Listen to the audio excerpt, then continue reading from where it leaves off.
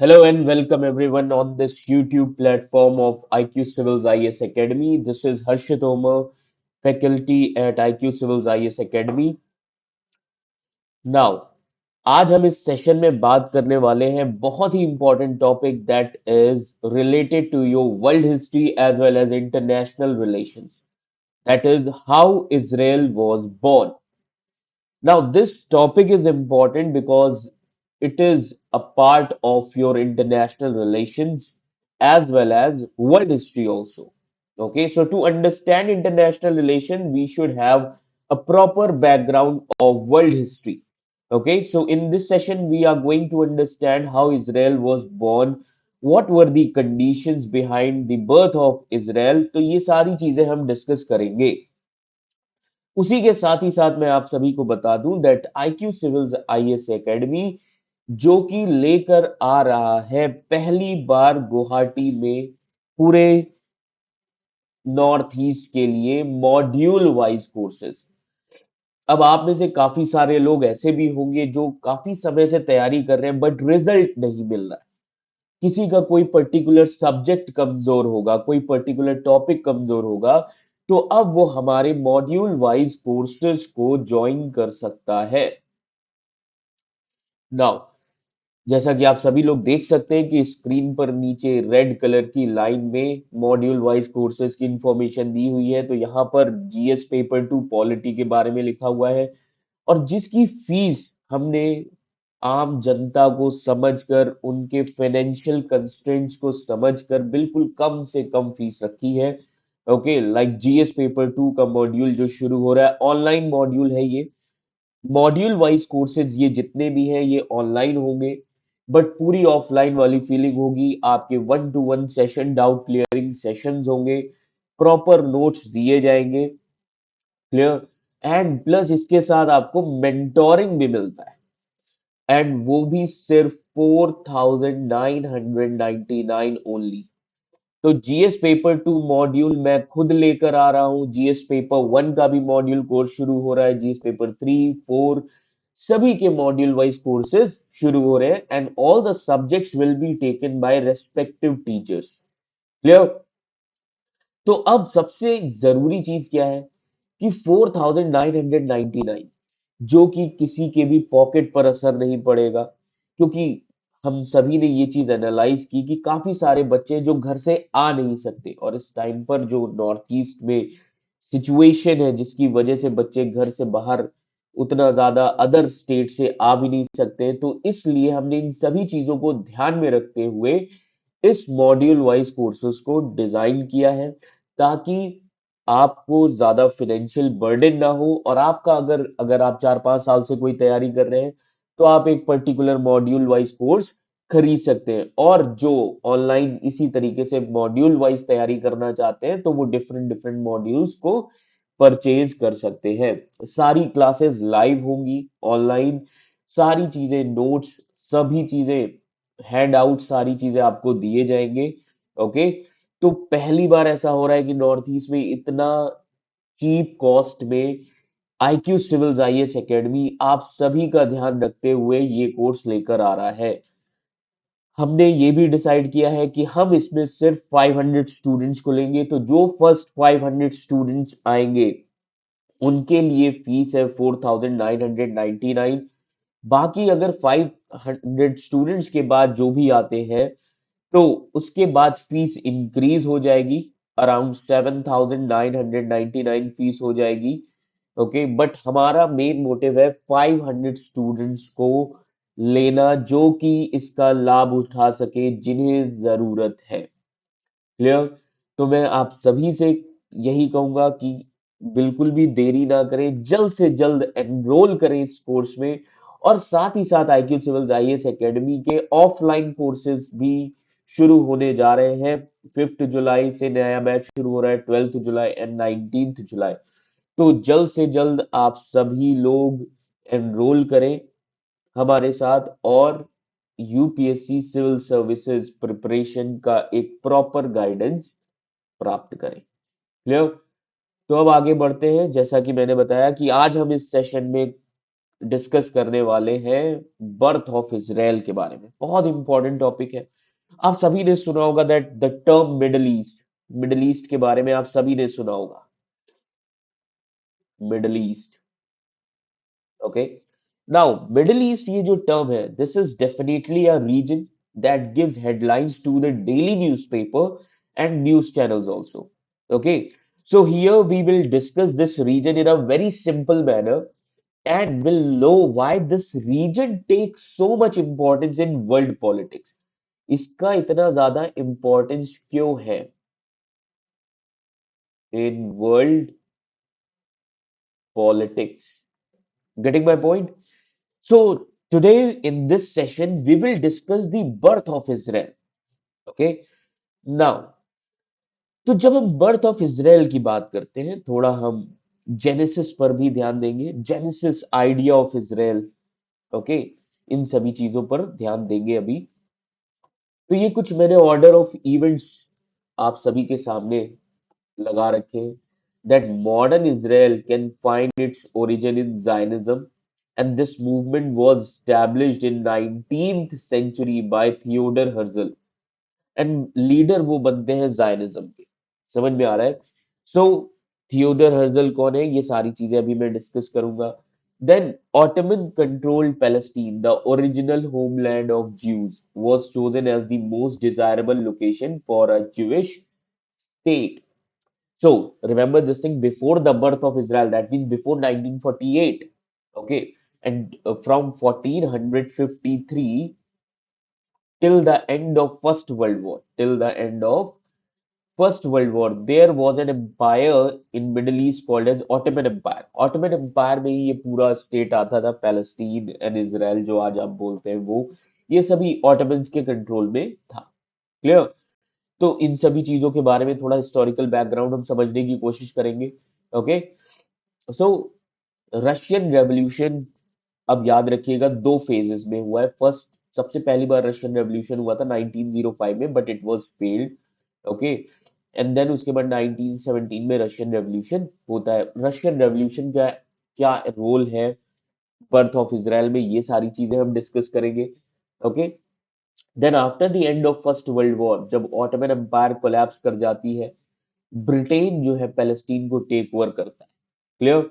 And तभी एक Britain के फॉरेन मिनिस्टर होते हैं आर्थर बेल्फर, उन्होंने एक स्टेटमेंट दिया that Israel is the homeland of Jews. वहीं पर एक, याद रखिएगा, ऑफिशियल डिक्लेरेशन आ गया जिसको बेल्फर डिक्लेरेशन कहते हैं, और इसी डिक्लेरेशन को अर्थराइज किसने कर दिया? लीग ऑफ नेशंस, जो कि यूनाइटेड नेशंस के पहले जो ऑर्गेनाइजेशन थी, 1922 में इन्होंने इस चीज को ऑथराइज कर दिया।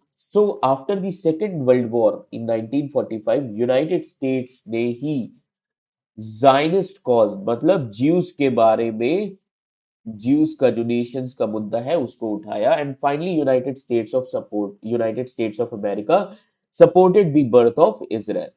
Clear everyone? Okay. So first of all, we'll try to understand some of the things. Now, अब सबसे पहले अगर हम जेनेसिस समझे, okay, genesis of the idea of Israel. Okay, so now let me tell you, ये जो place है इतनी ज्यादा इंपॉर्टेंट क्यों? Now if you see three religions, now try to understand three religions like Jews, then Jews community, Christians, and and Islam.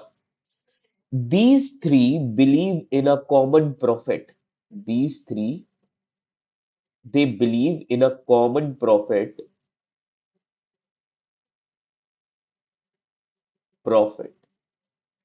जिनका नाम है Hazrat Ibrahim.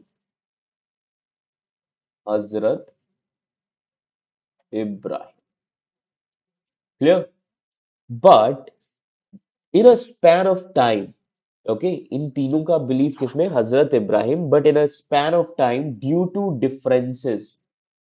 Okay, अब इन तीनों में ही डिफरेंसेस आ गए, due to differences in political, okay, social and economic opinion. तो इन तीन चीजों की वजह से ये तीन कम्युनिटीज जो है, these three communities, Jews, Christians and Islam, okay, they became staunch enemies to each other. Because of this, three communities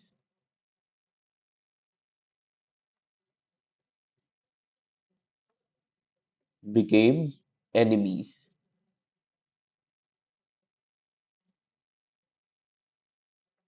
Getting my point?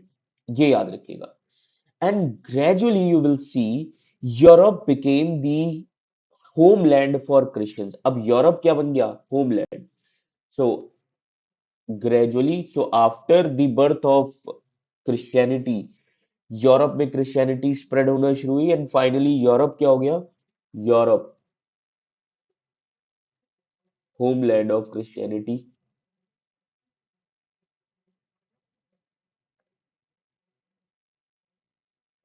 Getting my point? तो यूरोप क्या हो गया? It became homeland of Christianity. Okay, then central and west Asia किसका homeland हो गया? Central and west Asia, ये homeland हो गया इस्लाम का, मुस्लिम्स, मुस्लिम्स। क्लियर? ये याद रखिएगा।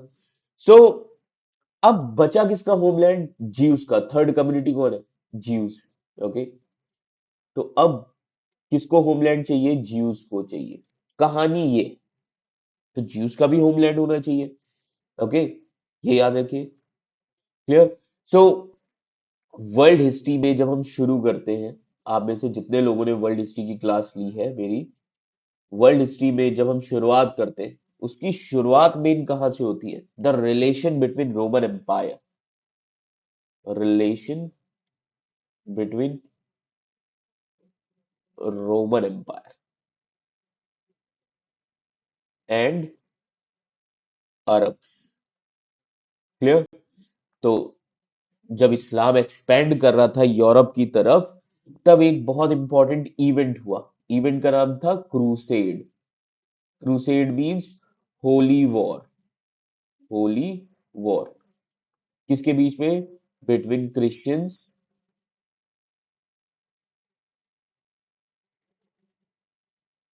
And Muslims.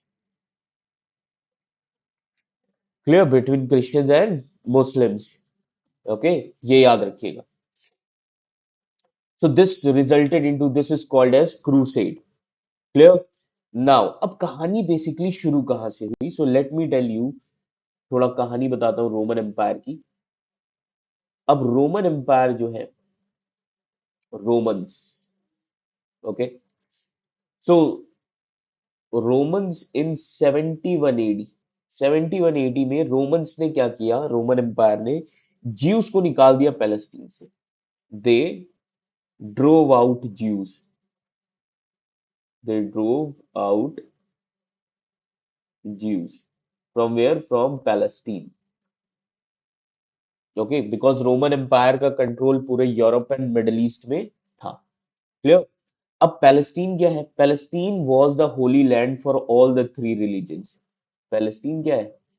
होली लैंड है ना तीनों रिलीजन के लिए, Islam, Christianity as well as Jews. Holy land for all the three religions. Getting my point? Okay, now अब इन तीन कम्युनिटीज कौन कौन से हो गए? ज्यूज के, क्रिश्चियनिटी, ओके, एंड इस्लाम। तो इस्लाम को तो इनका होमलैंड मिल गया west Asia and central Asia. West Asia and central Asia भी मैंने आपको बताया। क्रिश्चियनिटी को यूरोप सेंटर मिल गया, ज्यूस का होमलैंड नहीं मिला। समझ में आ रहा है? तो तभी से याद रखिएगा, from that Jews did not find their homeland in the world, and along with Arabs and Christians, okay, इसी के साथ ही साथ याद रखिएगा, Arabs and Christians they mistreated the Jewish population. So Arabs and Christians इन्होंने क्या किया, इन्होंने ज्यूस के साथ मिसट्रीटमेंट शुरू कर दिया। Getting my point? तभी से ज्यूस का एक ड्रीम शुरू हो गया। They had a dream. अब ड्रीम क्या था? ड्रीम वाज, अब इनका ड्रीम क्या है? तब से since 2000 years, 2000 years Jews, okay, they had a dream. They wanted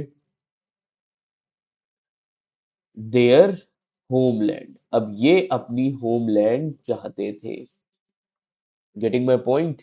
ये याद रखिएगा, यहां से इसकी शुरुआत होती है।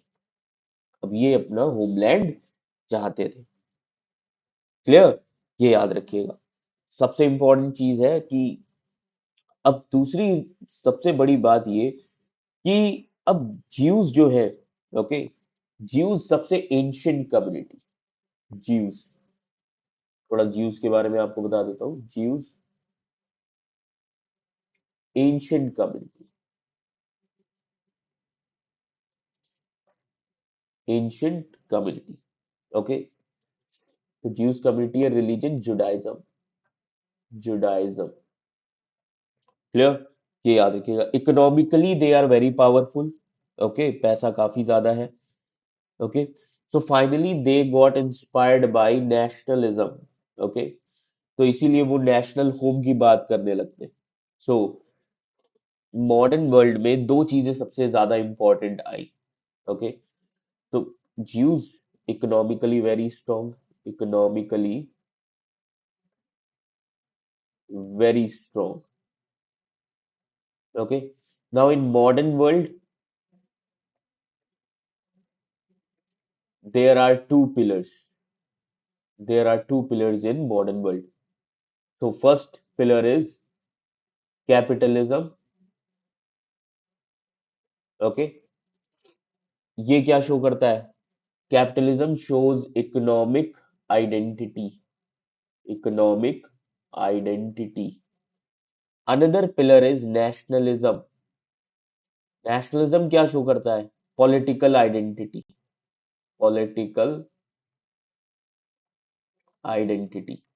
So Jews were economically very strong. Okay. Now nationalism. So Jews also got inspired by nationalism. अब Jews भी inspired हो गए nationalism से. So Jews inspired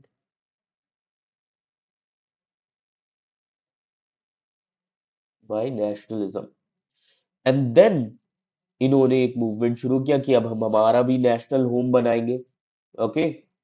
तो अब इन्हें नेशनल होम कहाँ बनाना है? जियोन में, ओके। जाइन भी बोलते हैं इसको।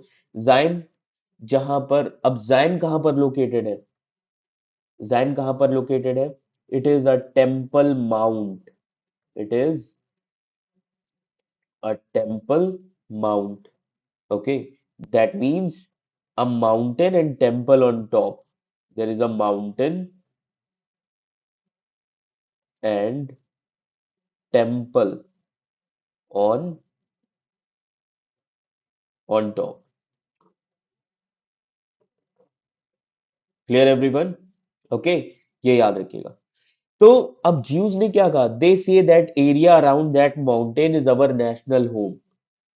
कि जो इस एरिया, जो इस माउंटेन के अराउंड एरिया है वो हमारा नेशनल होम है, because it is the promised land to us by God, okay. तो ज्यूस क्या कहते हैं? It is a promised land, promised land to us by God in ancient time. अब ये टेम्पल माउंट लोकेटेड कहां पर था? नाउ दिस वाज लोकेटेड, ये लोकेट कहां पर है? लोकेटेड एट पैलेस्टीन, ये पैलेस्टीन में था। Getting my point? It is located in Palestine. Now, अब at that time when Ottoman Empire was there, Palestine was located in the Ottoman Empire. Palestine किसके control में था? ऑटोमन एम्पायर के control में था। आज पैलेस्टीन वेस्ट एशिया का part है। ओके, तो अब मैं आपको बता दूं ऑटोमन एम्पायर के कंट्रोल में कौन कौन से टेरिटरीज थे। Ottoman empire,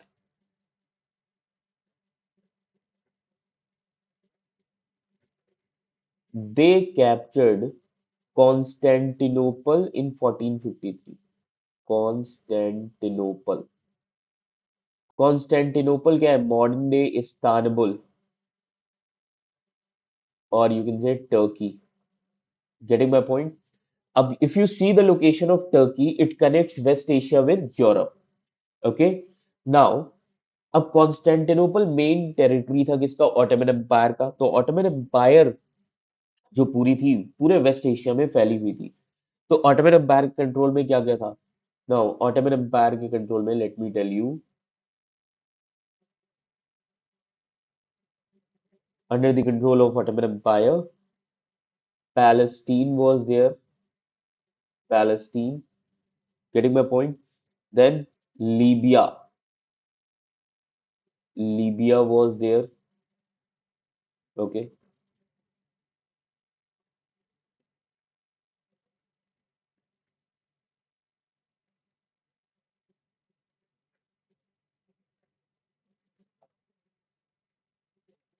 Libya was there, Jordan was there, Syria was there. Okay, Iraq, Egypt, Egypt भी इनके कंट्रोल में था। Then Lebanon also, Lebanon. Okay, so these territories were under the control of, so पूरा जो Middle East है, waste Asia है, किसके control में है? ऑटोमन एम्पायर के कंट्रोल में। ओके, ये याद रखिएगा। ऑटोमन एम्पायर के पहले इस रीजन को कहा जाता था Levant region. So prior to Ottoman,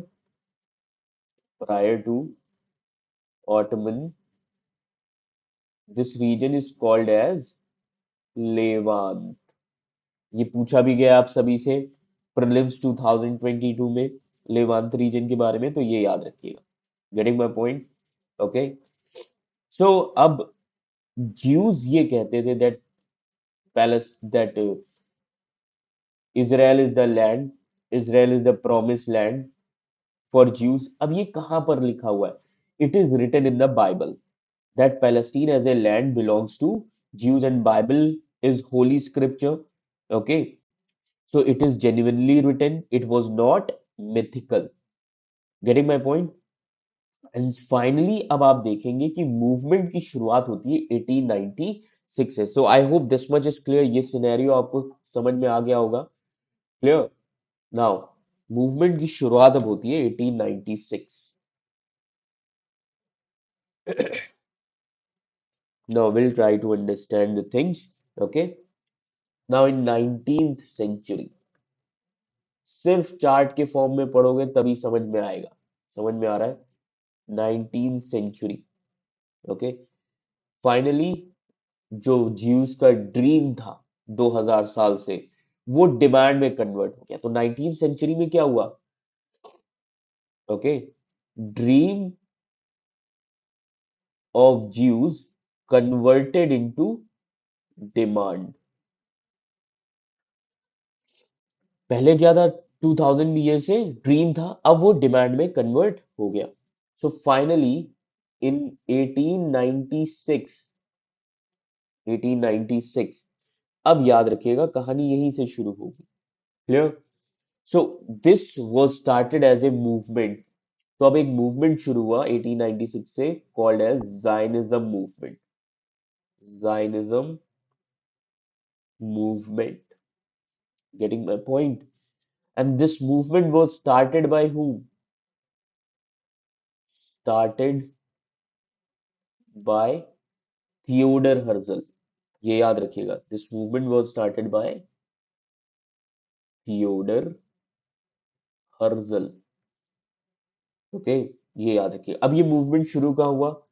this movement was started in Basel. Basel में शुरू हुआ। Bezel is in Switzerland. Clear everyone? Basel, Switzerland. तो यहां से शुरुआत होती है जायनिस्ट मूवमेंट की। एंड फाइनली थियोडर हर्जल ने एक ऑर्गेनाइजेशन बनाई, world Zionist organisation. So in 1897 an organization was created, world zionist organization.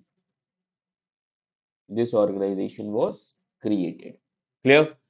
So this organization started the Zionist movement, okay, जिसका ऑब्जेक्टिव क्या था? To settle the Jews in their homeland Palestine. Objective to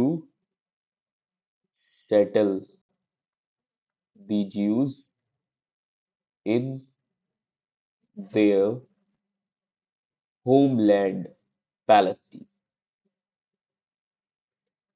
I hope this much is clear to all of you. पूरी एक picture आपके सामने बन रही होगी, समझ में आ रहा होगा। Clear everyone? Okay, so this is how it was started, this movement was started. अब कैसे जाएंगे ये सारे ज्यूज पैलेस्टीन में? तब इस ऑर्गेनाइजेशन ने बताया कि सबसे पहले रिच ज्यूज जाएंगे, जिनके पास पैसा है।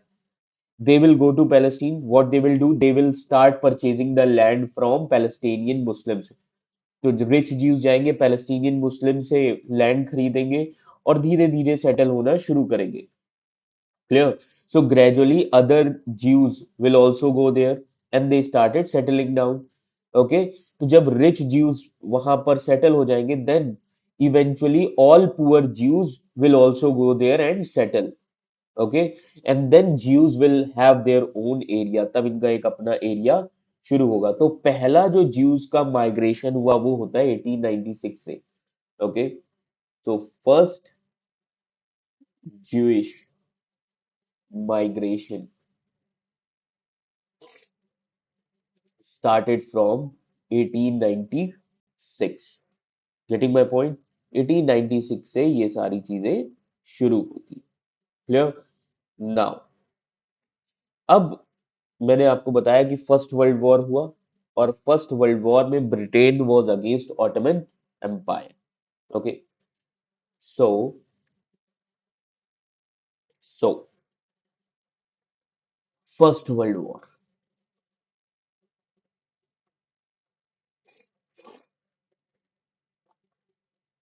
1914 टू 1918। ओके, अब जब फर्स्ट वर्ल्ड वॉर जब ये शुरू हुआ, तो दो पार्टीज हैं। First party Britain, France. Okay, तो Britain, France, these regions were there. Okay, then Germany, Italy. Italy हालांकि फर्स्ट वर्ल्ड वॉर में, जब फर्स्ट वर्ल्ड वॉर शुरू हुआ तो इटली जर्मनी के साइड था, फिर इटली किसके साइड आ गया? ब्रिटेन एंड फ्रांस के। क्लियर? तो Austria Hungary, Austria Hungary, Ottoman. Clear? तो ये कुछ प्लेयर थे, हालांकि और भी बहुत छोटे छोटे नेशन से अलाइंसेस बने हुए थे। ओके, सो अब सबसे पहली चीज, during the first world war Britain ने क्या किया, समझो। Britain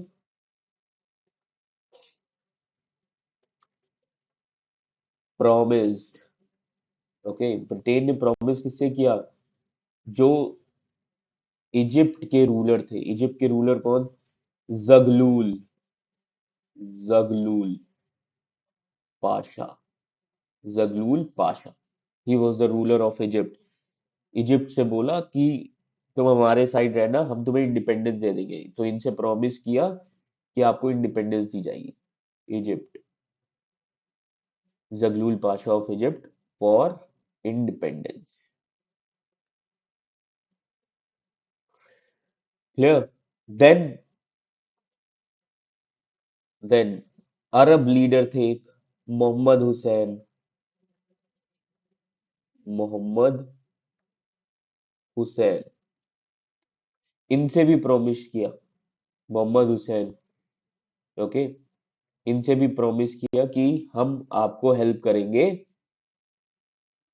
will help you in forming the Arab empire, कि आप ऑटोमन्स के अगेंस्ट हो जाओ, हम आपको अरब एम्पायर बनाने में हेल्प करेंगे। अब समझिएगा, दोनों से प्रॉमिस कर रहे हैं ये, अरब से भी और इजिप्ट से भी। समझ में आ रहा है? सी, अरब हमेशा से ही ऑटोमन्स के खिलाफ थे, क्योंकि ऑटोमन्स टर्क्स थे। अरब मेन, याद रखिएगा, ट्राइब है, मेन एरिया है जहां पर इस्लाम का बर्थ हुआ, अरब रीजन। क्लियर? तो ये याद रखिएगा बैकग्राउंड। क्लियर? नाउ, अब इसी सिचुएशन में ब्रिटेन एंड फ्रांस एक तरफ प्रॉमिस कर रहे हैं इनसे, दूसरी तरफ ब्रिटेन एंड फ्रांस, इन्होंने एक सीक्रेट अग्रीमेंट साइन किया, Sykes Picot agreement. Sykes Picot agreement 1916। और इसमें ब्रिटेन और फ्रांस ने डिसाइड किया कि जिस दिन ऑटोमन एम्पायर, जिस दिन फर्स्ट वर्ल्ड वॉर खत्म होगा, ऑटोमन एम्पायर को हम तोड़ देंगे। मतलब मिडल ईस्ट, वेस्ट एशिया को will be divided, West Asia की territories will be divided between Britain and France. Getting my point? कि हम वेस्ट एशिया की टेरिटरीज को डिवाइड कर लेंगे। अब एक तरफ आपने वेस्ट एशिया के जो दो लीडर्स हैं, इजिप्ट के और अरब के, उनसे आपने प्रॉमिस किया, दूसरी तरफ आप ये कर रहे हो। तो इनसे प्रॉमिस क्यों किया? इनसे प्रॉमिस इसलिए किया ताकि ये दोनों सपोर्ट करें ऑटोमन्स के अगेंस्ट में, किसका? ब्रिटेन एंड फ्रांस का। समझ में आ रहा है? अब तुम देखो 1915, 1916, अभी सिनेरियो चेंज होने वाला है। अब 1917 में वर्ल्ड का बहुत बड़ा इवेंट हो गया, 1917। Getting my point? So Arab and Egypt, both of them supported Britain in First World War wholeheartedly. Okay, but after First World War, victorious Britain forgot to complete its promise. समझ में आ रहा है? First world war के बाद Britain ने अपना promise नहीं रखा अरब और किसके साथ? इजिप्ट के साथ। क्यों? रीजन क्या है? रीजन है 1917 का इवेंट, जिसने कैपिटलिस्ट वर्ल्ड को हिला के रख दिया। कैपिटलिज्म का एनिमी कौन है? कम्युनिज्म। समझ में आ रहा है?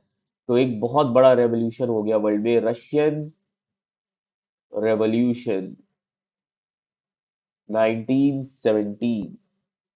Getting my point? Communist world was established. This is the main thing. Okay, because after the Russian Revolution, capitalist order got their all-weather rival as the communist order. यहां पर कैपिटलिज्म को अपना दुश्मन मिल गया, कम्युनिस्ट। ओके, तो अब Britain के लिए पॉसिबल नहीं है कि वो सेंट्रल और वेस्ट एशिया की टेरिटरी को उस कम्युनिटी के हाथ में दे दे जिनकी फिलॉसफी कम्युनिज्म से रिलेटेड। समझ में आ रहा है? मतलब अब ब्रिटेन और फ्रांस वेस्ट एशिया और सेंट्रल एशिया को बिल्कुल भी इस्लामिक कम्युनिटी को नहीं देना चाहेंगे। क्यों? हर रिलीजन की भी अपनी एक आइडियोलॉजी होती है। अब इफ यू सी इस्लाम, इस्लाम की जो आइडियोलॉजी है that is somehow related to communism. कैसे? इस्लाम में ब्याज लेना हराम है। क्लियर? कम्युनिज्म भी इक्वल वर्ल्ड की बात करता है। क्लियर? तो ये कुछ चीजें, so it was not possible. Now Britain के लिए अब ये पॉसिबल नहीं है। Okay, not possible for Britain, possible for Britain to hand over West and Central Asia to a community that is Islam. Getting my point? Why? Because their philosophy, इनकी जो philosophy है, it is closer to communism. Communism, okay, ये याद रखिएगा। और तब इसी situation में आप देखेंगे 1917 में foreign minister of Britain Arthur बेल्फर, Arthur बेल्फर, getting my point? British foreign minister came out with a Balfour Declaration, and in this declaration he gave approval for Israel. Okay, इन्होंने क्या कहा आर्थर बेल्फर ने? That Palestine is the homeland for Jews, homeland for Jews। बात खत्म। और यहीं से Jews का इन्फ्लक्स शुरू हो गया पैलेस्टीन में। अब क्यों पैलेस्टीन में ही भेजा था? क्योंकि वेस्ट एशिया में ऑयल की डिस्कवरी हो चुकी है, and oil is the best energy for of the modern world. आज भी तो हम देखिए कितना ऑयल बाहर से मंगाते हैं। क्यों? क्योंकि इंडस्ट्रीज के लिए सबसे ज्यादा जरूरी। Getting my point? ये याद रखिएगा। And then second world war के टाइम पीरियड में क्या हुआ? तो after that second world war, तो during second world war, okay, तो सेकेंड वर्ल्ड वॉर से पहले ही अगर आपको पता हो, prior to second world war, because of Hitler, mass Jewish execution took place। कहां पर? Europe and Germany, Europe and Germany. Getting my point? दोनों जगह Europe and Germany. Clear? So remember this thing. So after Nazi execution इन 1940, यहीं से Jews ने migrate करना शुरू किया इजराइल में। So from 1940, migration, again migration of Jews to Israel was started। Getting my point? बहुत तेजी से माइग्रेशन हुआ। कहा जाता है कि approximately 50% of Palestine was Jewish. Approximately 50% population of Palestine was Jewish. Getting my point? अब इसीलिए अब याद रखिएगा, ज्यूज जा रहे थे कहां पर? अरब एरिया में। पैलेस्टीन में कौन है? अरब मुस्लिम्स। क्लियर? तो अब टेंशन किसके बीच में शुरू होगा? अरब्स एंड ज्यूज के बीच में। Clear? So because of inflow of Jews, which increased tension between Jews and Arabs. So Arabs were the, at that time Arabs were the natives of Palestine. Arabs कहां पे थे? Palestine में। So they strongly objected to influx of Jewish people in their homeland. That is why Britishers ने एक commission appoint किया। British appointed a commission, name क्या है? Peel commission, Peel commission. And this commission was created in 1936। इस commission को बनाया गया और इस कमीशन ने कुछ सॉल्यूशंस दी। तो बेसिकली इस कमीशन ने, याद रखिएगा, that this commission has given three solutions. अब तीन सॉल्यूशंस कौन कौन से? Now try to understand. 1937 में, क्लियर, इन्होंने एक प्रपोजल दिया। इन्होंने कौन सा प्रपोजल दिया इस कमीशन ने? Two state proposal. Two state proposal. Two state proposal में एक स्टेट होगा, one for Jews and another for Arabs. दूसरा किसके लिए होगा? अरब्स के लिए। बट इसको कौन रिजेक्ट कर देगा? अरब्स। तो अरब्स रिजेक्टेड दिस। भाई अब मान लीजिए आपका घर है और आपके घर पे कोई आके रहने लगे और आपसे कहे कि इस घर का बंटवारा कर दो, आप मानोगे? नहीं मानोगे। तो अरब्स ने मना कर दिया। Then another proposal 1939। 1939 में क्या हुआ? इसमें वन स्टेट प्रपोजल दिया गया, one state proposal was given. But अब वन स्टेट कौन नहीं चाहेगा? ज्यूज नहीं चाहेंगे, तो Jews rejected this, Jews rejected this. Getting my point? And then in 1946, after second world war, after the end of second world war, British peel commission ने proposal दिया, कौन सा? One state proposal. They gave one state proposal, अब one state proposal. But इसमें थोड़े changes किए गए। Changes क्या थे? कि वन स्टेट प्रपोजल, स्टेट एक ही होगा but two different provinces will be there, two different provinces will be there, okay, two different provinces will be there।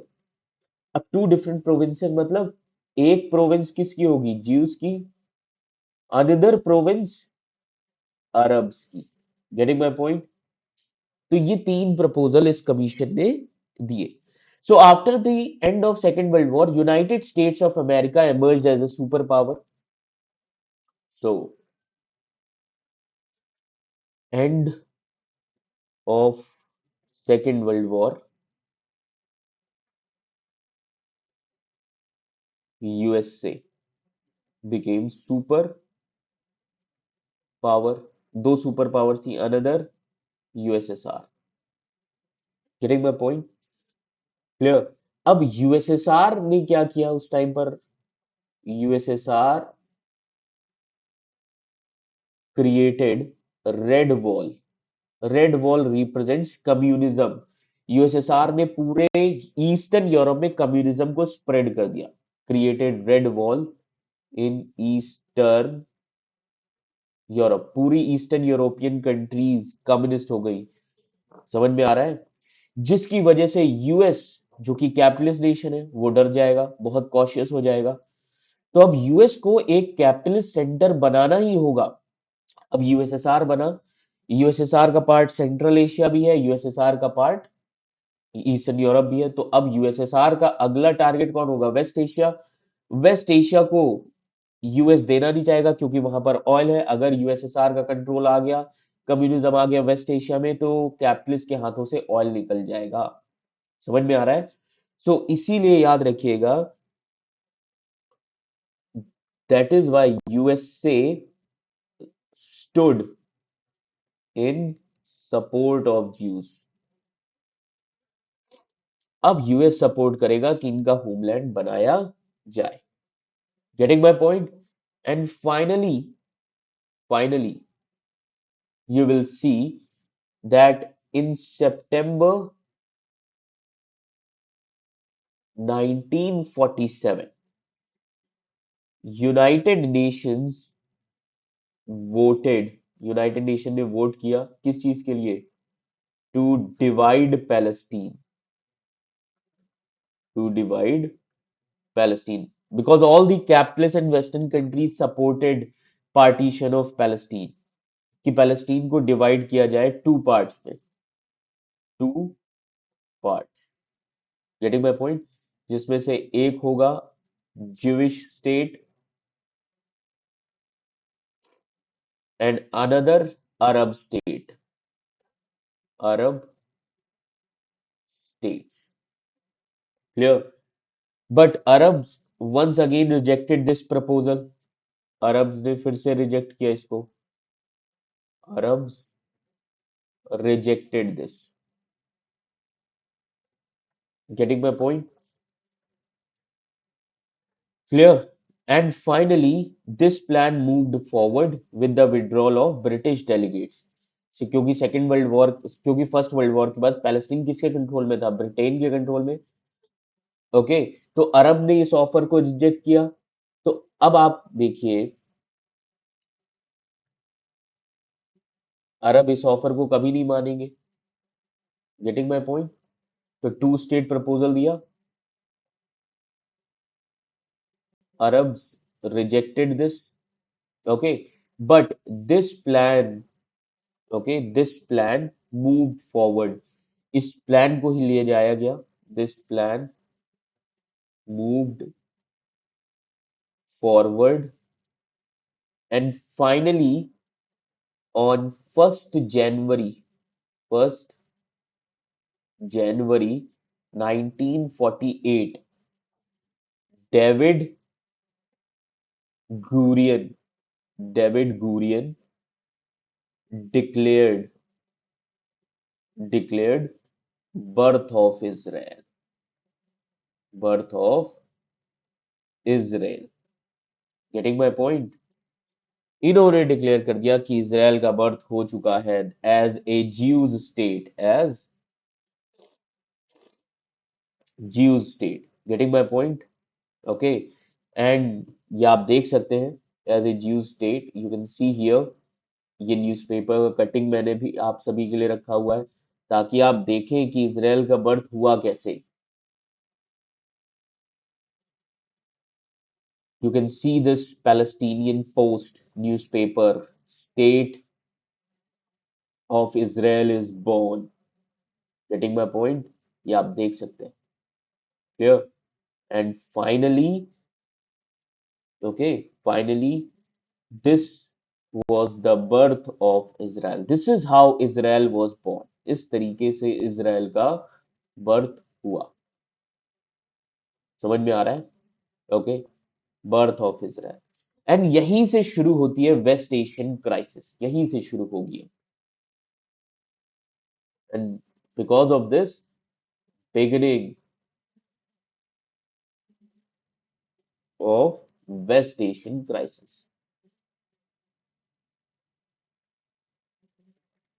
Getting my point? Beginning of West Asian crisis. So इसकी शुरुआत होती है Israel Palestine crisis के form में. Okay, in the form of Israel Palestine crisis, जो आज तक चलती आ रही. समझ में आ रहा है? ये याद रखिएगा. क्लियर? अब अब तुम देखो इस क्राइसिस में हुआ क्या. आउटसाइडर्स कौन थे? ज्यूज. ज्यूज को स्टेटस मिल गया, Jews got the status of nation. Clear?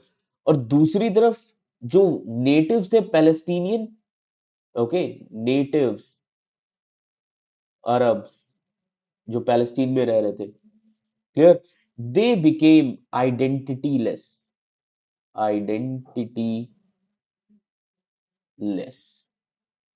Getting my point? ये याद रखिएगा. So I hope this much is clear. आपको समझ में आया होगा कि बर्थ ऑफ इजराइल क्यों हुआ. क्लियर?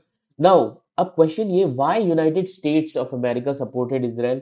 तो मेजर रीजंस क्या क्या है. पहला है नेशनल सिक्योरिटी. इजराइल का वर्ल्ड में सबसे बेस्ट इंटेलिजेंस है जिसको हम मोसाद कहते हैं. Mossad, best intelligence gathering network in the world. And ये अपनी इंफॉर्मेशन अमेरिका के साथ शेयर करते हैं, दैट मीन सीआईए के साथ. Clear? Then geopolitical strategic calculations. Okay, geopolitical calculation, if you see the location of Israel, Israel की location बिल्कुल वेस्ट एशिया के लास्ट में, and it connects with Europe. दूसरी चीज, इजराइल जिस रीजन में है वहां पर ऑयल बहुत है. इजराइल में रिसोर्सेज नहीं है बट इजराइल के नेबरिंग स्टेट्स में रिसोर्सेज. समझ में आ रहा है? Then third, Israeli government is like America's. Like Israel में भी democracy, political party, universal vote, legal system based on same foundations. Clear? तो सेम पॉलिटिकल सिस्टम है. Then Israeli values like, now Israeli values like a majority of Americans, a majority of times. तो Jews majority में pro women rights की बात करते हैं, pro gun rights, pro free speech, lesbian rights, gay rights, okay, free media, इन सभी चीजों की Israel भी बात करता है. एंड इजराइल की हिस्ट्री रही है, they respond with emergency aid, humanitarian support जब भी डिजास्टर कहीं पर भी होगा. समझ में आ रहा है? Then military, Israel has nuclear weapons, cyber warfare capacities also. इसीलिए यूएस और इसराइल काफी ज्यादा कोलैबोरेट करते हैं on sophisticated technologies. Then electoral politics, US का जो पब्लिक ओपिनियन है, voters Okay, they generally sympathize more with Israelis than Palestinians. Getting my point? ये याद रखिएगा. तो Jews and Evangelical Christians ये politically engaged groups हैं यूएस में. Clear? ये याद रखिएगा. And then religious reasons also. Supporting Jewish state is like reinforcing. Okay. So, or being true to our own Christianity. तो बेसिकली रिलीजियस रीजंस भी हैं US और इजराइल के बीच में. अब माइनर रीजंस क्या है, सेकेंडरी रीजंस क्या है, क्यों यूएस सपोर्ट करता है? Business interest. Business interest. सो अमेरिकन एयरलाइंस सबसे ज्यादा मनी बनाती है. Okay. Top US companies they have set up technology incubators like solar energy, water conservation Israel में. ओके. ताकि इजराइल इजराइल एक ऐसा कंट्री है जो टेक्नोलॉजिकल डेवलपमेंट में सबसे आगे है. समझ में आ रहा है? ये याद रखिएगा. इवन ज्यूज काफी इंपॉर्टेंट है यूएस पॉलिटिशियंस लॉबी में भी. ज्यूइश लॉबी है वॉशिंगटन डीसी में जो सबसे पावरफुल है.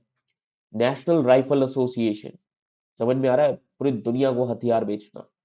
Then capitalism and economics. Okay, so although Israel makes up just 3% of the population of Middle East, okay, but it was the destination of 25% of all US exports, okay, to the region in 2011. Okay, then US और Israel की जो alliance है जिसकी वजह से US अरब relations. तो US के Israel के साथ भी रिलेशंस अच्छे हैं, अरब के साथ भी. ओके. ये याद करिए रखिएगा. क्योंकि दोनों के साथ यूएस बना के रखना चाहता है. अरब मुस्लिम वर्ल्ड का लीडर है. इजराइल वहां पर सेंटर है यूएस का. इसीलिए दोनों के साथ रिलेशन बनाना जरूरी. Then historical reality. यूएस ने इजराइल को इसलिए इतना ज्यादा सपोर्ट किया क्योंकि इजराइल का होना जरूरी था कि अगर सोवियत यूनियन को काउंटर करना था वेस्ट एशिया में, इसीलिए इजराइल को काफी ज्यादा सपोर्ट किया गया. अब अरब क्यों नहीं लाइक करता है वेस्ट को? अरब के लोग, मुस्लिम्स लोग क्यों नहीं पसंद करते वेस्ट को? ग्लोबलाइजेशन. कि ग्लोबलाइजेशन को वो समझते हैं कि वेस्टर्न कल्चर को स्प्रेड किया जा रहा है दूसरे कल्चर पर, लाइक हॉलीवुड फिल्म्स के थ्रू, इंटरनेट के through. Then oil. Arab region में ऑयल है, so many believe that these westerners are oil obsessed. इनका अपना एम है, ये अरब्स के बारे में नहीं सोचते. Third reason is American politics. इन्होंने मिडिल ईस्टर्न पीपल के लिए कुछ स्टीरियोटाइप्स सेट कर रखे हैं. अमेरिकन पॉलिटिक्स, वेस्टर्न मीडिया ने, लाइक टेररिस्ट एंड ऑल. ये चीजें अरब वर्ल्ड को नहीं पसंद. Then legacy of western influence आज भी हमें दिखती है क्योंकि जो जितने भी अरब कंट्रीज के नेशनल बॉर्डर्स हैं ये वेस्टर्न इन्फ्लुएंस की वजह से ही बने, which is not liked bye middle eastern countries. Then Israel and US are good friends. ये भी अरब को नहीं पसंद क्योंकि अरब और इजराइल, याद रखिएगा, एनिमीज थे. Then America financially support to Israel. तो ये कुछ रीजन है जिसकी वजह से अरब वेस्टर्न पावर्स को लाइक नहीं करते. क्लियर? तो ये था बर्थ ऑफ इजराइल के बारे में. आई होप आप सभी को समझ में आया होगा. पूरे एविडेंस के साथ मैंने आपको दिखाया, न्यूज़पेपर कटिंग के साथ. तो जल्द से जल्द आप हमारे ऑनलाइन मॉड्यूल कोर्सेज को ज्वाइन कर सकते हैं जो कि बिल्कुल मिनिमम कॉस्ट पर है. 4,999 rupees. 4,999 rupees. Module wise courses जो लोग पहले से भी तैयारी कर रहे हैं वो भी ज्वाइन कर सकते हैं. सभी को बहुत बेनिफिट होने वाला है और पहली बार ये चीज नॉर्थ ईस्ट में होने जा रही है. ओके. तो जल्द से जल्द आप एनरोल करें. और इसी के साथ ही साथ मैं आपको ये भी बोलना चाहता हूँ कि हमारे ऑफलाइन बैचेस भी शुरू होने जा रहे हैं और इस बार हमने एक बहुत ही स्पेशल ऑफर रखा है कि जो इनिशियल 100 स्टूडेंट्स आएंगे ऑफलाइन में उनकी फीस भी काफी डिस्काउंटेड रेट पर होगी. सो फॉर मोर इंफॉर्मेशन आप कॉल कर सकते हैं इन नंबर्स पर. ओके.